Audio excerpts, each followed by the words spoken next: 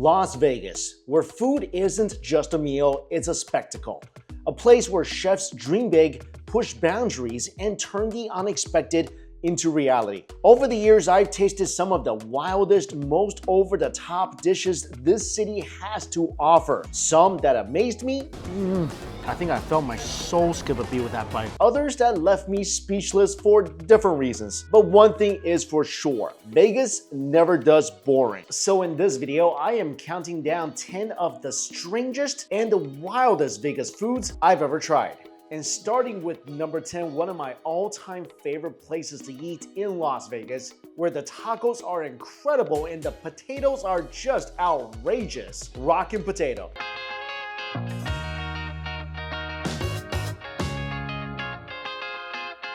Dinner, I am here at Rockin Potato. Birria tacos are my favorite types of tacos, and these look extraordinary. 2 tortillas toasted on the grill. The meat and bones are cooked in a giant pot till they're simmering and the meat is falling off the bones. The miro integrating with that delicious consomme. The tacos are then stuffed with that delicious shredded beef, and then fat and juice is poured onto the taco for the ultimate finale.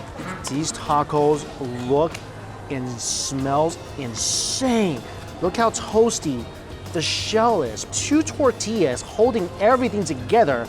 Onions, cilantros at the top, squeeze of lime juice, and again, the beef is just overflowing out of the tacos. This is the ultimate flavor elixir. And the way they give it to you, they give you a ton of meat in here as well. Look at that tender, fatty beef just soaking up in this flavor sauna. Tacos go right in there. Be generous with that. I think I felt my soul skip a beat with that bite. The beef is so tender with a nice balance of fat. You get some crunch from the onions and a slight crunch from the tortilla, and the flavor of the consomme just takes over. A little bit more lime juice to balance out the fat. Taking this for another swim in the consomme.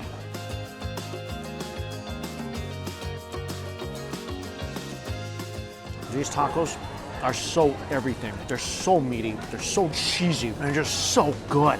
And you can taste that umami in every single inch of this taco. One last dunk. Almost completely submerging it this time. Oh my gosh, this is good. 2 layers of tortilla. Make sure that no ingredients escapes your taco. And you just get that nice extra crunch on the outside shell. Here's a taco that they put a lot of salsa in. Let's try this. Lime juice goes in, dunk it in there, shower some of that consomme into the taco. This thing is just so outrageous. Love the spicy salsa. It goes really, really well with that fatty beef. But something even more amazing just showed up. Check this out. This is after a secret menu. They have limited quantities of this every single day. This is what they call a bucket of bones. It's literally a tray of bone marrow. The bones that they use to make the consomme. All that delicious beef butter on it. And just eat the excess beef. Oh my gosh. This is ridiculous. And just suck the marrow out of the bones. Wow, a flavor just next level. So beefy. Again, very, very buttery. Ever since I was little, my mom usually just give me a bone that has a ton of crevice in there where collagen and marrow and random pieces of fat and meat would just hang out, and I would just break it apart and eat it. This is just like that, but I think it's much better because look at all the marrow that's on here. Let's add some of that into this taco and make it even better. Scoop out that marrow, and this thing has some cilantro and onions on it, and dump it onto the taco. And make sure you get every little bit of this, because this is where all flavor comes from. Just gonna do another one for some double whammy action.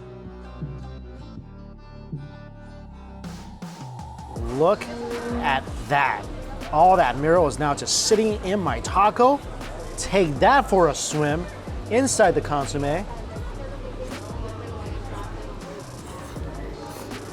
That bite was borderline overwhelming. Actually, it is overwhelming. That flavor was transformative. All that natural beef butter, adding even more umami and fat and butteriness to this already supremely delicious taco. This is just the craziest thing. If you're lucky enough to be here when the bucket of bones is available, trust me, it will change your taco eating life. This thing almost giving me an out-of-body experience. Actually, there's one more dish I want to try from this place. Next thing I'm eating here, this is so, again, I use this word a lot here in Las Vegas, outrageous. First of all, the biggest potato I've ever seen. The baked potato is flash fried, so the skin is all nice and crispy, so you can eat that like a potato skin chip. Inside there's butter, and then a lobster mac and cheese dropped into the potato. And if that's not enough, scoops of lobster meat is installed on top. Finally, a lobster tail that's been simmered in butter and cream. I wish for smell-o-vision, because the aroma that's coming out of here is buttery, is truffly, there's truffle oil on here as well. You smell the sweet lobster, you smell the cheese. Let's get into it. Squeeze some lemon. Oh my gosh, such a beautiful lobster tail. Again, all that delicious lobster meat on the bottom. Look at this. This lobster mac and cheese is one of the most beautiful lobster mac and cheese I've ever seen, with the most amount of lobster. And again, I'm getting some potatoes, some mac and cheese, some lobster meat. Whew. That was worth losing a layer of skin in my mouth for. Holy moly, that's good. Lobster mac and cheese is incredible. It's so creamy and cheesy. Tons of cheese went into this lobster mac and cheese. And then when you mix that with the potatoes, you get an extra layer of creaminess that is just profound. This is the best loaded potatoes I've ever had in my life. This is so good. The entire potato is edible, and I highly encourage you to eat the skin. The skin is so nice. The lobster meat is deliciously sweet. I haven't even got to the tail yet. Break this open, take out the tail, and give that a dunk.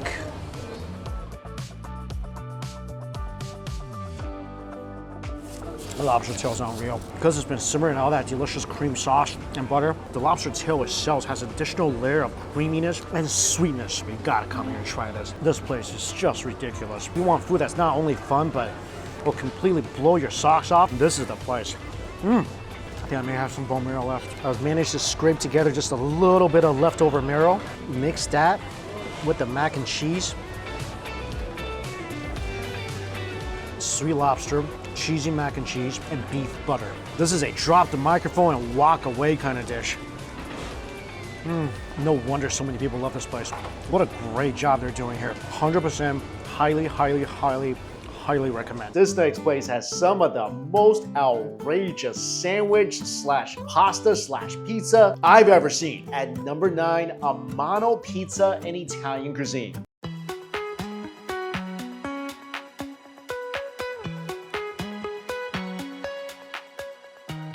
Let me introduce you to this. This is a spread and a half times probably infinity. So this is called the gondola. It's basically sitting on entire loaf of garlic bread. In this particular gondola is the Big Texas. There's barbecue ribs, there's hush puppies, there's penne pasta, mac and cheese, and the cheese just fell down like from a cheesy heaven, raining upon this monstrosity of a sandwich. It was such a beautiful sight to behold.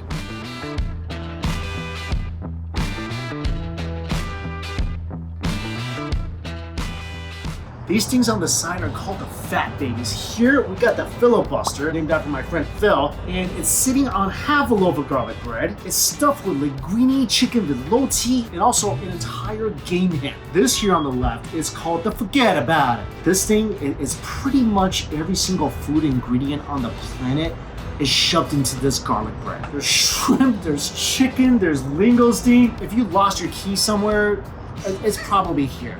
Everything you want in life is somehow stuffed into half a garlic loaf. And this is my favorite. This thing is intense, it's sensational, it's Las Vegas. It's truffle penne pasta and an entire steak on top and snow crabs on either side. This whole thing kind of looks like a crab. I'm just gonna say right now, there might be some leftovers.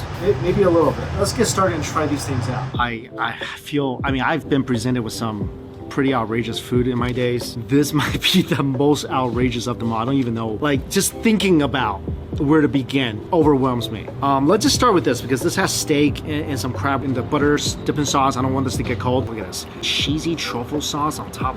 Beautifully cooked piece of steak. It looks like a ribeye to me. Oh my goodness. This is outrageous, but also it smells and looks so good. I think I need a knife and fork, but part of me just feels like this is a meal where you just kind of gotta just grab it and go nuts. Steak is good, very tender. The sauce is amazing, so good. I mean, it is the ultimate of cheesiness and butteriness, but the truffle flavor is still able to shine quite well. So it's got a nice earthy element to it. Pasta is good, nice texture, nice chew. I'm gonna squeeze some citrus in here just to cut down on the butteriness of this a bit. Because as good as that is, your taste buds gonna be pretty overwhelmed by this very quickly. All right, I'm gonna try to dig into this bread a little bit. Dunk this into some of that cheese sauce. Oh, this thing goes so well with the sauce. The bread is awesome. I think it's a sourdough. The flavor is really good. So you got that little bit of sourness to go with this cheesy, gooey, earthy sauce. Next, oh, look at this. Clusters of snow crab.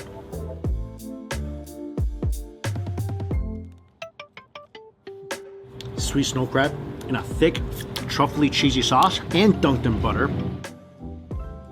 I mean, is too much of a good thing really a bad thing? I don't think so. Next up, let's try one of these fat babies. This filibuster, look at this thing. I didn't know half a loaf of garlicky bread could fit a whole hen, but I guess I'm wrong. Here's the hint. I guess I'm gonna just kind of eat this like a giant skewer, the biggest skewer I've ever had in my life. I'll tell you what, that is a tender, delicious, well-made hen. Like, the meat is literally falling off the bone. The flavor is really nice, very herby, really not bad of a hen. All right, I'm gonna just attempt to pick this up so you guys get an idea of how big half a loaf of this is. So, look at this. And the bread, although it looks mammoth, it's so good. It's so incredibly toasty on the outside. It's garlicky, it's very sourdoughy. So there's pasta in here, chicken velouté, which is a thick, rich French sauce. If you can look past the intimidating exterior, every element in this is actually really delicious. The pasta's got a nice texture. The sauce is really good. I feel like the sauce works so well with the pasta and the bread. Again, very intimidating, but also very delicious. This is the forget about it. This is the thing that has everything stuffed inside of this half a loaf of garlic sourdough. There's skewers on top. The skewers is a sausage, a chicken wing, and a shrimp. Also, chilies is added to this to kind of give you a bit of heat. And I love the fact that Parmesan is added as well, as if this thing needs more cheese. But why not? Again, it's too much of a good thing, really a bad thing? I think here in Las Vegas, the answer is no. No. The chicken is fried really nicely. The skin is crispy. Cheese sauce is delicious. Shrimp, plump and juicy and sweet. Again, sitting in that nice, cheesy, thick, rich, buttery sauce. This is the big Texas. Homemade hush puppies, barbecue ribs, again, penne pasta, and this one has mac and cheese underneath the ribs. I love this. All the way back to the first time I had Long John Silver's. Every time I see hush puppies on my plate, it's just so exciting. Buttermilk hush puppies, dunk it in some of that cheese. It's been sitting here a little bit, but still retains a nice subtle crunch on the outside. And you get a nice subtle sweetness from the corn. Digging into the ribs, in the mac and cheese. Ribs not bad. Sauce is nice and zesty. Meat's pretty tender. When you dig into the middle, the cheese is still nice and gooey. I think overall, all these dishes, it's such a Vegas dish. It's big, it's flashy, it's outrageous, but most of all, it's a lot of fun. Again, all the individual elements are solid. The noodles are good, the bread is good, the sauce is wonderful. So coming here and ordering one of these things to split it with your family or friends, it's a fun and delicious way to experience Vegas. This is pretty much Las Vegas on a plate. Like I said, I'm expecting leftovers, so whatever I don't finish, I got a long day of staying home tomorrow, and I think I'll be well fed. Next up, if you are ever in Las Vegas and you're craving Indian food and you want to try a dosa about the size of a person, just head to Divine Dosa and Biryani and bring your appetite. Breakfast today is going to be something really fun. A 4-foot dosa.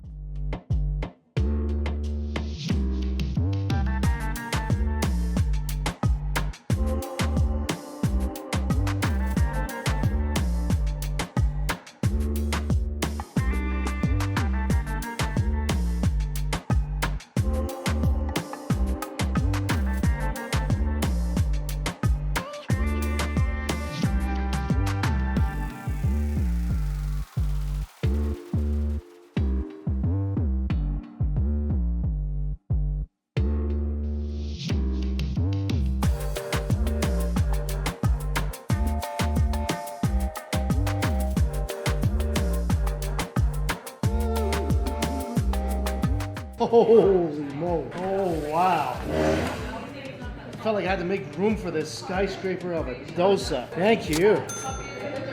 This is truly fit for something made in Las Vegas. It's extravagant, it's beautiful, and it's just ginormous. Gotta back up here a second. Yeah. 4 foot long, freshly made dosa with 1, 2, 3, 4, 5, 6, 7, 8, with 16 little platters of sauce. And accompanying this giant skyscraper of a dosa, there's coconut chutney, potatoes, tomato chutney, lentils, pretty much everything you want to dip this giant dosa in is provided for you. And I really didn't know they made plates like this. I need to get one of these for the house. Let's start from the end here. Dosa, outside texture really crispy. And that is confirmed. Inside, light and airy with a nice fermented flavor. Dunk it into the coconut chutney.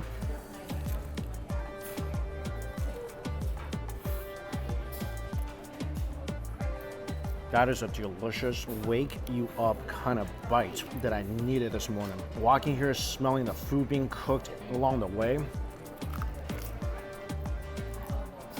And this dosa, like I said, is crispy, is super airy. The dipping sauces are delicious and plentiful.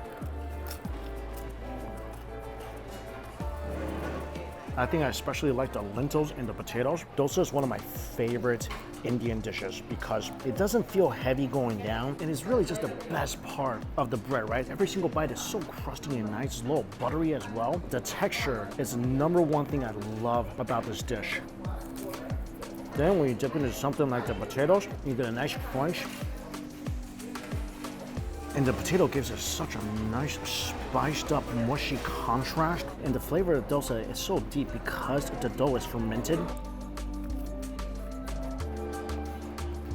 So you get that nice, slightly sour flavor. It's almost like eating a sourdough crepe. And this whole thing, definitely enough to feed at least 3 people. I would say 4 people can share this and walk out feeling pretty happy. I've eaten a lot already. I think I only finished about 15% of the dosa. You can also combine the different flavors, coconut chutney with some of the potatoes.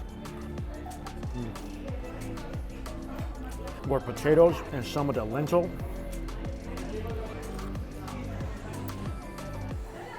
That is so good. This whole city is kind of about extravagance. Everything is bigger than life. But this place was able to make a gigantic dosa, but actually make it taste good. That's what I love about it. I mean, this thing is so big, I feel like if I just took this home, I could pretty much use this as a blanket. Next up is a very unique all-you-can-eat experience. This is one of the biggest paellas I've ever seen. You can watch the chef prepare it right in front of you, and of course, you can eat as much as you want.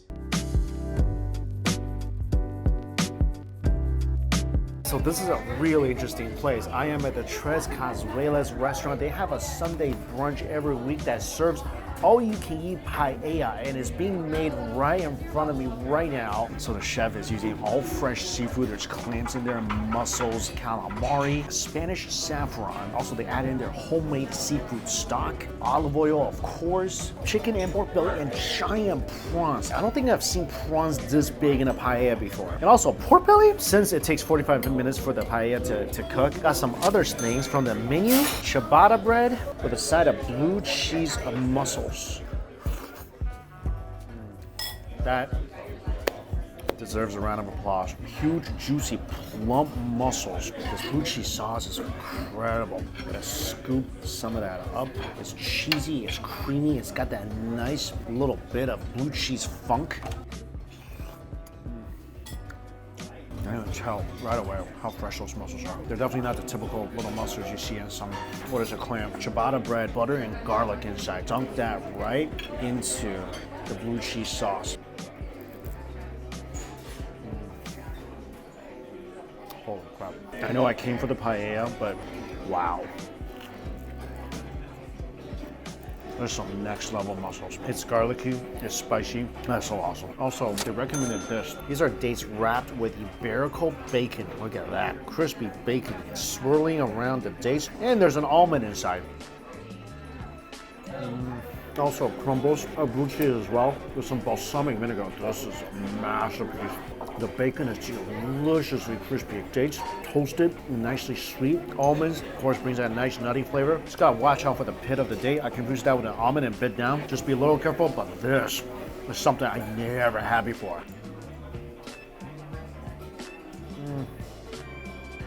The balsamic vinegar offsets the fattiness of the bacon. The bacon is just phenomenal. Crispy, clean, porky flavor and that savory and sweet contrast. These are both must-get dishes. Oh, and before the paella is ready, order the burger too.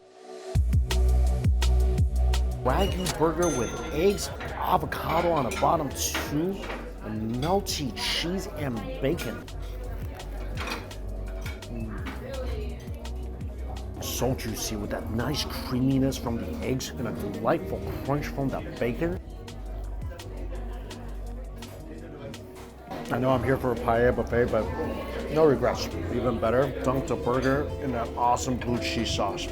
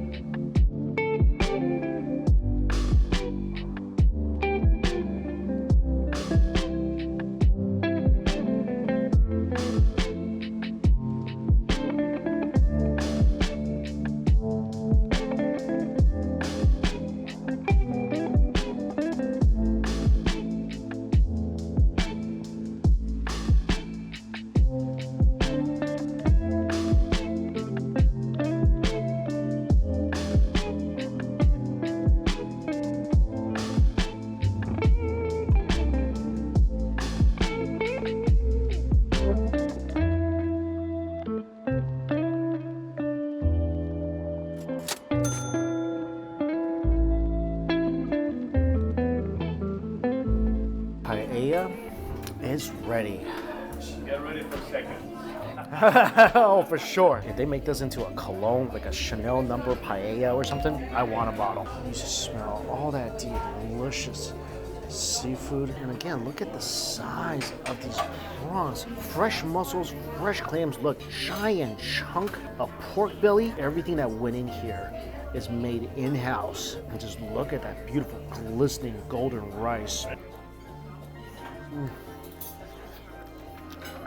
Oh, that's so good. That is just a plate of pure seafoody addiction. Rice, beautifully cooked, still retains a nice chewy texture. And there is just so much flavor in every single grain. It tastes with nice umami and fat from the pork belly.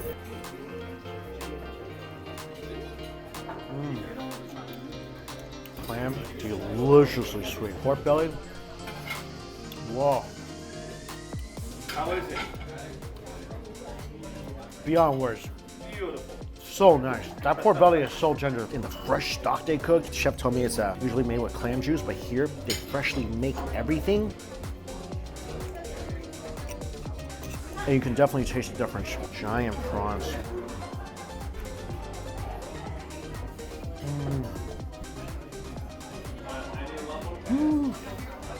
So sweet and plump. There's also a nice snappiness from the squid as well. I already know their mussels are good. Look at this pork belly, a piece of pure fat.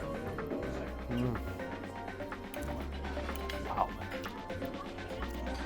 This is a dish I will highly recommend trying if you are ever in Las Vegas. It's not like any paella I've ever had before. The flavor is just so buttery and rich and deep. Definitely worth the wait. This next place is one of my favorite pizza shops in Las Vegas. But if you're about to try the pizza that I had, I don't recommend doing that in the summer because this was by far the hottest pizza I've ever had and it's literally on fire. So at number 6, Evel Pie. Starting my day off here at Evel Pie. This is one of the best pizza shops in Las Vegas, right here in downtown. I've been here a couple times before. Their pizza's amazing. So I got a bunch of samplers to try. These are flavors I've never tried before. Start off with this one. This is the Travis Pastrami. And this is a prelude to what's coming up, my nemesis. And this thing is truly terrifying. It's being cooked in the oven right now. It'll be done in about 10 minutes. This thing, it is definitely the hottest pizza ever to be created on this planet. I'm pretty sure of that. It's kind of like watching Frankenstein's monster just being created, except for Frankenstein's monster is kind and nice. This thing is pure,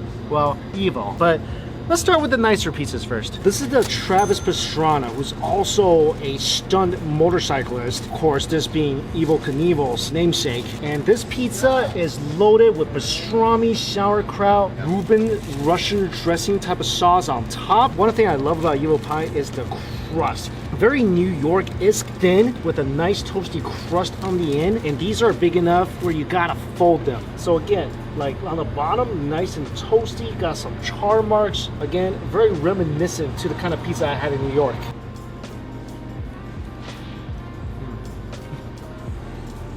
Pastrami pizza. This thing is meaty, it's sour, a lot of sauerkraut on here, nice creaminess from the sauce. Again, goes so well with that super thin crust. The sauerkraut balances out the fattiness of the pastrami. They're really good though. Next one is the Maui Wowie. They got a lot of different flavors of pie here. You can get them by the whole pie, or get them by the slice. Pineapples, there's ham, there's jalapenos, and their signature tomato sauce. I know there's a huge debate, I don't know when it started, about pineapples on pizza, but I like pineapples on pizza. It just gives a nice citrusy, sweet burst of juice.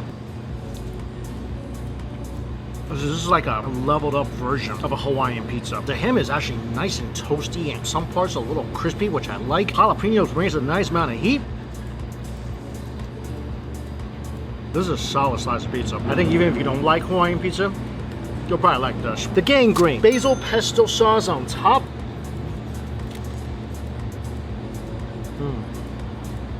If you like pesto, this is your jam. This is really good. You can taste so much of the mozzarella. The pesto brings in just a great, fragrant burst of flavor. This one, you taste more of the mozzarella. And again, that toasty crust. Finally, the chicken ranch. There's chicken, mozzarella, red onions, buffalo sauce. This is absolutely my style pizza. And it's great this time to be able to taste some flavors I never had before.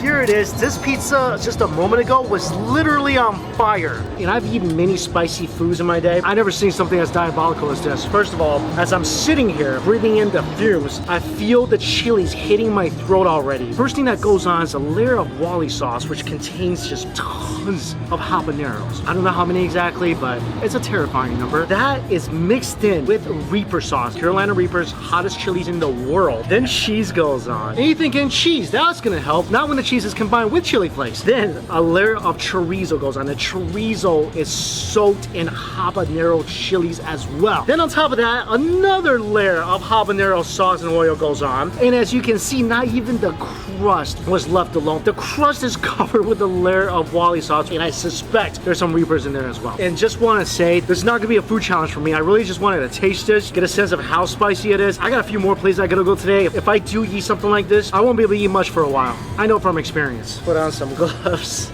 because if you ever touched Reaper sauce or any chili sauce for that matter and didn't wash your hands 1,000 times and actually went to the bathroom, it's an experience you never ever want to repeat. It's so deceptively innocent looking because the crust looks delicious just like the other pizza crust, but inside this is all pure heat. Here we go.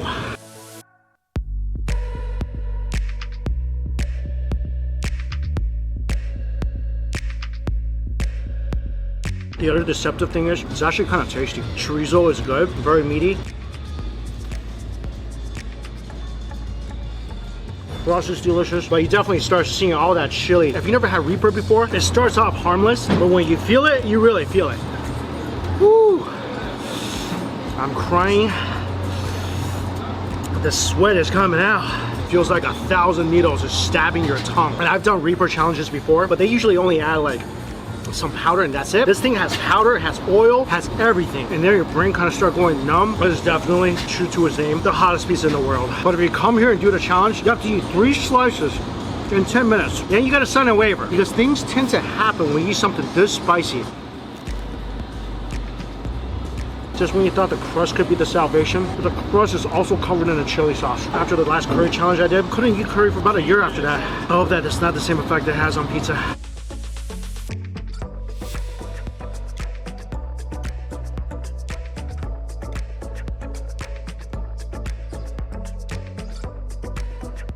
That's 1 slice. Could I technically do another 2 slices? Yeah, but I also know myself. If I eat any more, I won't be able to eat food for the rest of today, or maybe tomorrow. Next up, if you love giant burritos and have an appetite of about 30 people, this place is for you. My outrageous food adventure here in Las Vegas continues, and just imagine the biggest burrito you've ever seen in your life or you can ever imagine. This is about a 15-pound big-ass burrito. That's not even the coolest thing. Inside, fried longanisa, there's chicken, there's beef, there's cheese. All the filling is wrapped inside 3 giant tortillas, and that's not even the coolest part. I think the coolest part has gotta be it's mummified in about 15 strips of bacon. I have never seen something so outrageous in my life, especially when it comes to a burrito. And this place is known for their take on Mexican food with a Filipino twist. Oh, also, I forgot. If you're thinking maybe there should be some fries on the side, no need. The burrito ate it. This thing looks like an elephant trunk. This is the burrito cut in half. Again, longanisa, beef, cheese, fries, chicken. There's salsa in here as well. I got some lime to squeeze onto this, but I feel like you need a whole lime tree for this one burrito.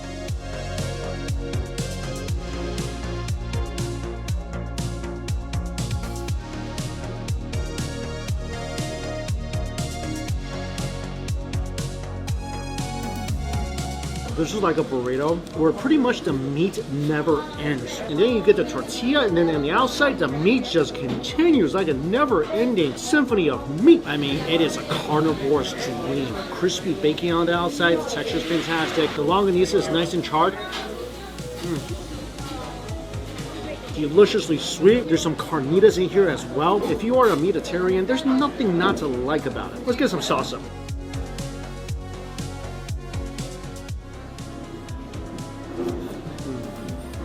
The salsa definitely balances out the fattiness of the meat a little bit.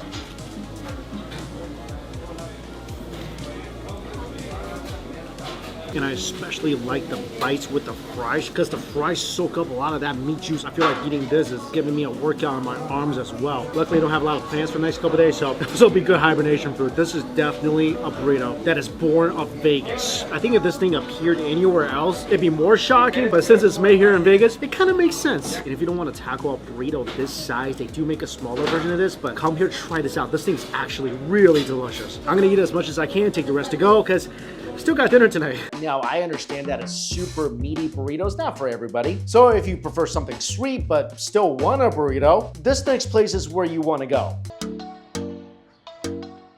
Finally, one more place for dessert. Creamberry, home of the cotton candy burrito.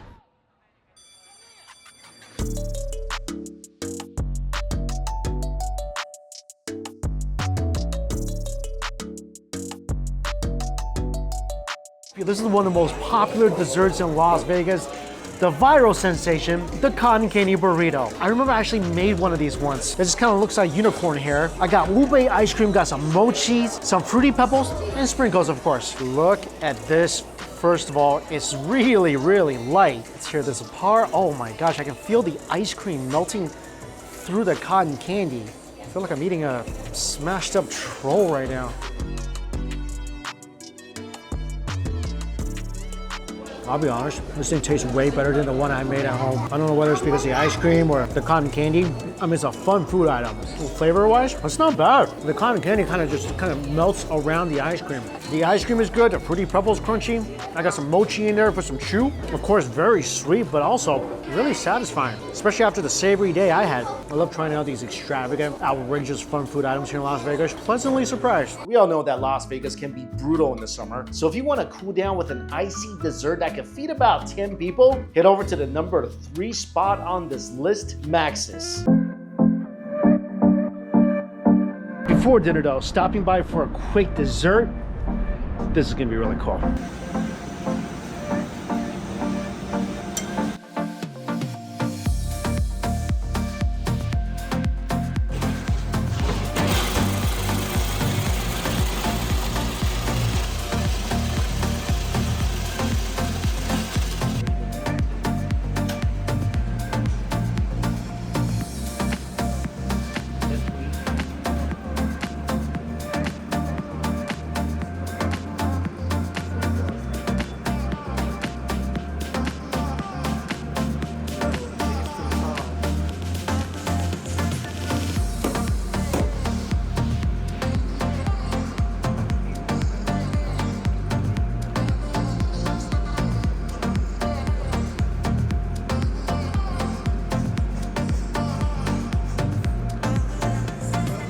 I am at Max's because I hear they have an amazing halo halo. I haven't had one in quite a bit. Oh, here it comes now. Well, thank you. Thank you. You don't have a size bigger than this? I mean, why settle for a regular halo halo?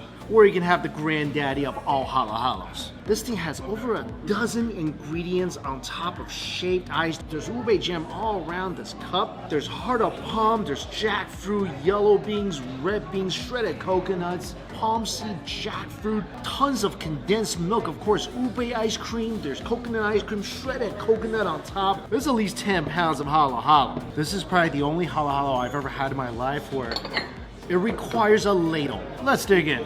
Start with some palm seed and some ube ice cream. First of all, ice cream's delicious. Coconut ice cream, ube ice cream. Very iconic flavors in a halo halo. Normally something this big will kind of intimidate me a little bit. I love halo halo so much. I'm gonna try to dig a little deeper, dig into the ice, get some beans in there. On my way out, get some ice cream as well. Beans are really good, a little starchy and sweet, really nice chew. And usually what you do with halo halo, you mix the whole thing up and eat it like that. But this thing is overflowing. So I have to kind of eat a little bit, sink this down a little. So far, everything about this is so good. All the different ingredients and jellies and fruits and beans provides different types of texture and sweetness. Let me work on this a little bit. I think this has gotten low enough where I could kind of start mixing everything together.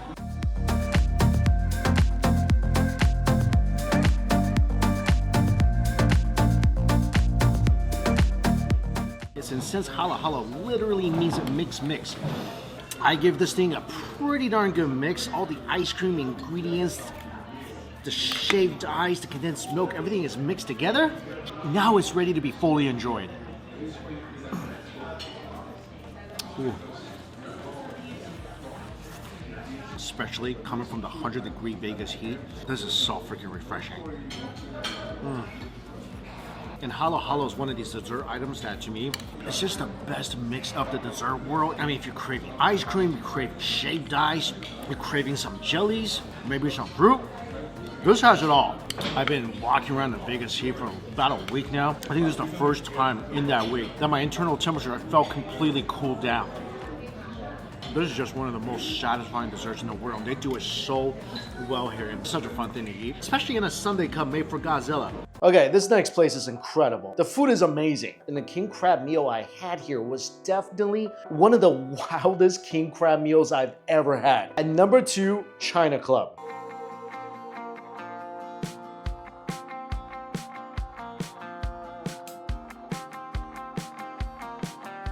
And dinner tonight is gonna be right here at Chyna Club.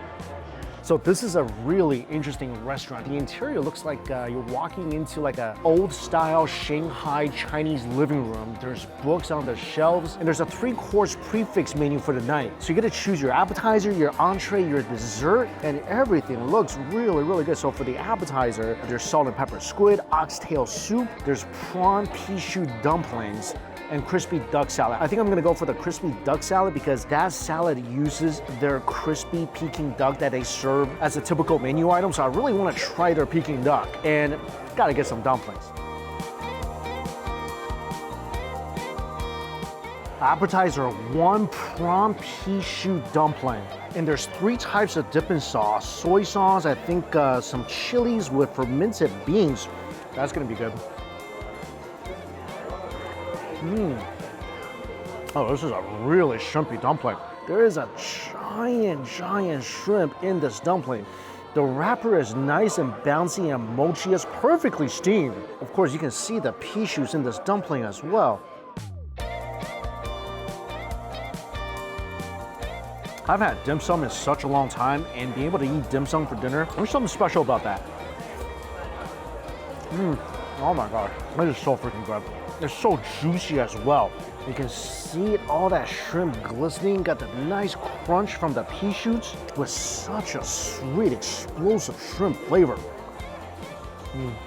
That's freaking delicious. My duck salad just got here as well.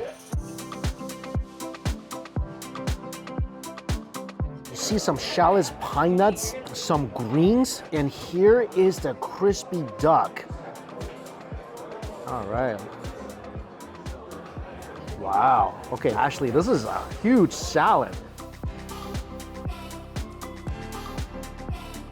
This is awesome. This salad is one of the greatest salads I've ever put in my mouth. It's so hot outside. This thing is delightfully refreshing. You got the slight bitterness from the greens, which blends so well with that fatty, juicy Peking duck. Also, the mirin dressing has got a nice vinegary kick as well, and occasionally you'll bite into a fatty pine nut. This is the ultimate fusion salad. 10 out of 10. This is not just a 10 out of 10 in the salad world. This is an absolute 10 out of 10 dish. Oh my gosh, that's so good. My first entree just arrived. This is the black pepper beef. The steak, at least just by squeezing it with the chopsticks, seems to be incredibly tender, like really tender. Let's try this. I'm pretty sure I'm not in a steakhouse right now, but this thing tastes like it came from one. Ultra tender pieces of beef, just encased in that beautiful, spicy, peppery sauce. The scallions brings a nice garlicky flavor, and the shallots brings that beautiful, sweet crunch. This sauce is great. It's so peppery. It's like the most peppery pepper beef you ever had in your life. Every bite, like, this is a lot of heat coming from the pepper. It's so good though. It's rich and savory, it's earthy. This is definitely an ultra luxury version of a pepper beef. Definitely a change of flavor from that refreshing duck salad. This beef is so good. I asked for a bowl of rice. I want to get all the scallions and shallots and all that peppery sauce onto the rice. I love this. I think this is a filet. There's not a lot of fat in here. It's just pure tenderness. Definitely the most tender pepper beef I've ever had. So beyond the prefix menu items that I got, this is so incredible. So apparently this restaurant, every day fresh seafood is flown in. And I got a king crab because they cook a king crab 3 different ways. The first, they take the body and they make a Singapore chili crab out of it. Then they take the legs and they make a steamed garlic crab out of it. Then they take the head, the body, the innards, all that good stuff. They make that into a fried rice. So the body is cooked into a Singapore style chili crab, and it smells like a Singapore chili crab. Look at how beautiful this is. So it's not just the body, I guess the claws are here as well. And they have some nifty contraptions to help you eat this. Look at this. This will crack the shell of the crab. This thing, you just gotta get messy with it. Just take a chunk of meat out, dunk it back into the sauce. How crazy is this? This is slap me in the face delicious. First of all, fresh king crab. You're not gonna beat how tender and sweet that is. And this chili crab sauce, it's thick, it's rich, it's tomatoey.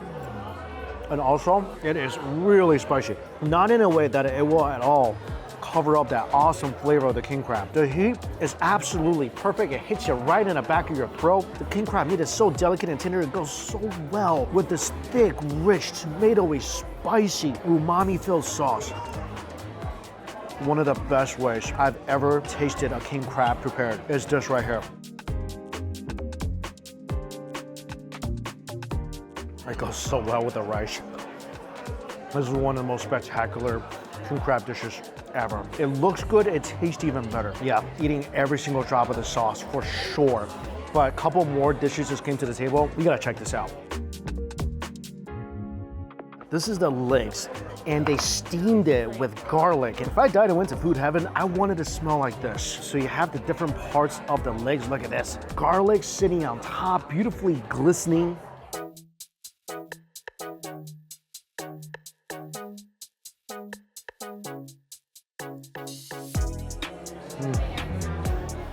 This preparation, you're tasting so much of that natural, sweet, juicy flavor of the king crab.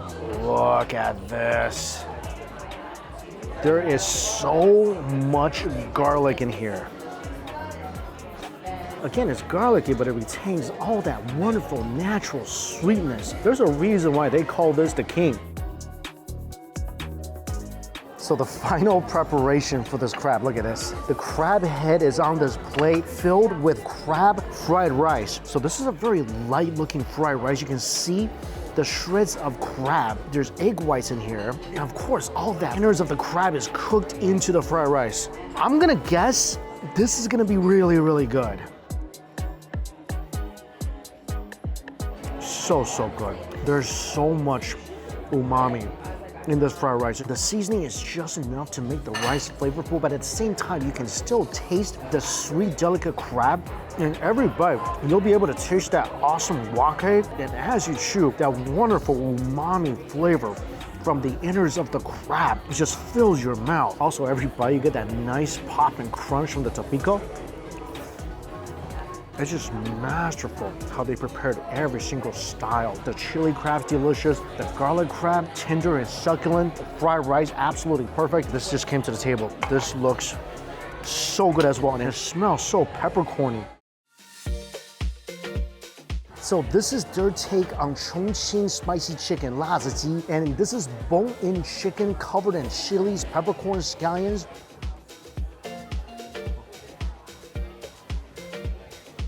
Oh my God, 10 out of 10. 10 out of 10. One of the best versions of this dish I've ever had in my life. I can't believe it's in Las Vegas. This is incredible. Outside perfectly crispy, perfectly seasoned. It's spicy, it's nummy. I actually like that they kept the bone in the chicken. This is a very traditional way of making this dish. Already after one piece, my tongue is tingling from the peppercorn. I feel the heat. This chicken is just so well done. And you can see the inside of the chicken. It's glistening, it's so juicy. Usually this dish, never this juicy. Are so perfect. Every single course here, absolutely mind-blowing. I mean, this is like obviously a very fancy Chinese restaurant, but everything still retains that classic flavor of each dish. It's just mind-blowing. I'm like shocked at everything I'm tasting. It's too good. And for dessert, passion fruit mango ice cream. That's really good ice cream too. This place has definitely exceeded my expectations. For me, this is one of the best high-end Chinese restaurants I think I've ever been to. The duck salad was 10 out of 10 incredible. The king crab is just insane. The Chongqing spicy chicken is good. The steak is good. This is a place I would highly recommend. I didn't eat all day in anticipation for this meal. I think that was a good call. And finally, at number one, I think this might just be the most outrageous meal I've ever had in Las Vegas. You gotta check this out. At number one, Q.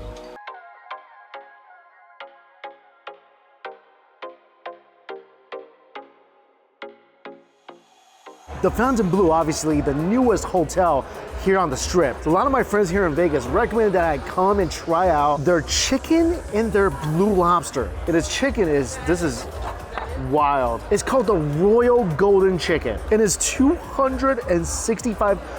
I think this is the most expensive chicken in the world. Let's try it out. Also for appetizer, got a whole cauliflower. Okay, so this is really interesting. Before the chicken and lobster got here cooked, They bring it out to show me the lobster and the chicken. And the chicken looks like a giant chicken. It's called a golden chicken because they put a golden gloss on this farm-raised chicken. I'm sure that's not why it's over $200, but it's a 2-course meal. So I'm excited to see what the 2 courses are. And also the blue lobster, it's not one of those blue lobsters that's like 1 in a million, 1 in 2 million. It's not that. It's a French blue lobster, which are very common. And the shells actually turn red as they cook. So this is the roasted cauliflower. It's a whole head of cauliflower sitting on top of goat cheese and shishito herb vinaigrette.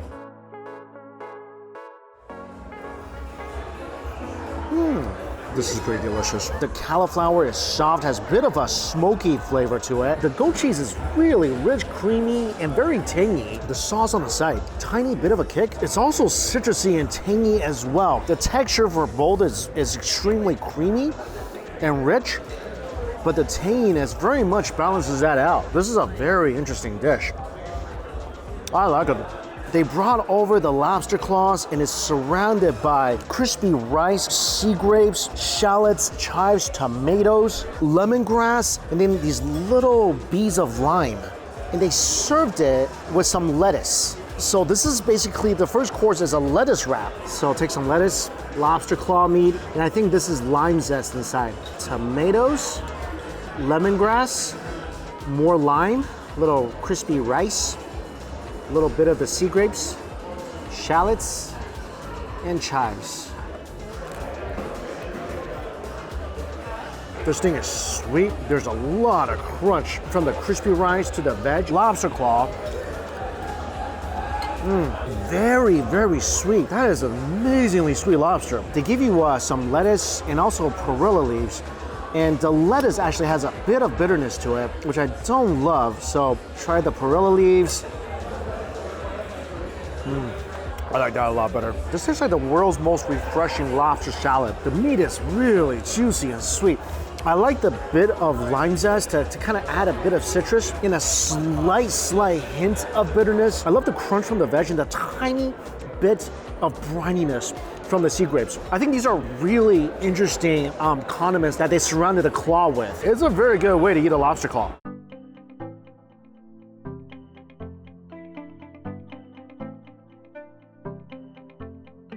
So the first course of the golden chicken has arrived on the table.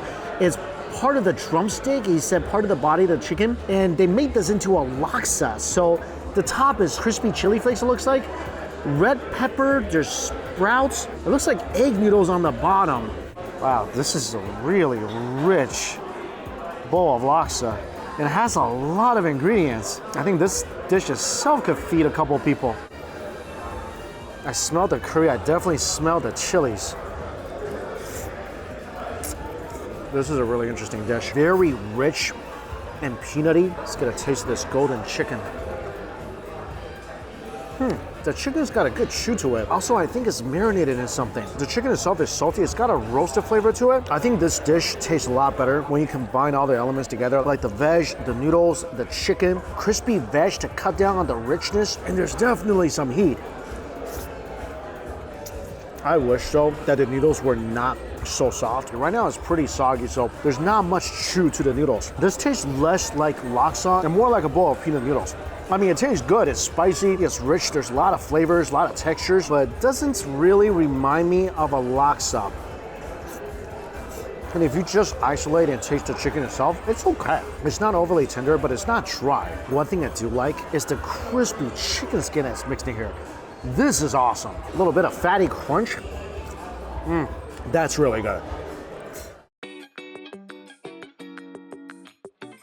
Next dish is lobster. So I think if you order the chicken and lobster, I don't know if they're doing this on purpose, but you're getting a chicken dish, then a lobster dish, chicken dish and lobster dish. So I think that's a great way to do it. So you never get bored with any particular dish. It just keeps things interesting. The name of this particular dish is called lobster inasal. What it really is they said it's a lobster tail over paella. And the paella is cooked with coconut milk. There's chorizo, some bell peppers, and the sauce they pour over the lobster tail is chorizo nage. It's basically chorizo gravy with some rendered butter. It pretty much looks like a lobster tail sitting over a risotto. I mean, it looks really good. It smells really good. Yeah, this is my favorite course so far. It's just like a very rich, creamy risotto. The rice is beautifully al dente. The turmeric gives it a very robust flavor. Chorizo is very nice. A little bit of heat. And all that goes great with the succulent sweet lobster. What's also really good about this, they put a lot of crispy toasted rice inside this dish. So every bite you take, you get a little crunch from the bell peppers and a lot of crunch from that toasty rice. I mean, it's a very rich and heavy dish, but this is fantastic.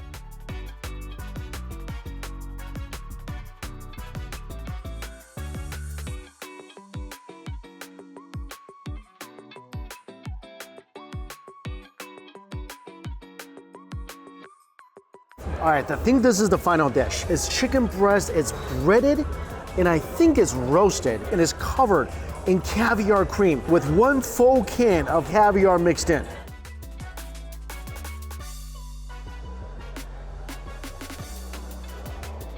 Just like the laksa, this is a very, very, very rich dish. I mean, is it delicious? Yeah, I think that with this much caviar and this caviar cream, which is just really creamy and flavorful. Oh, also, comes with a bowl of shoestring fries.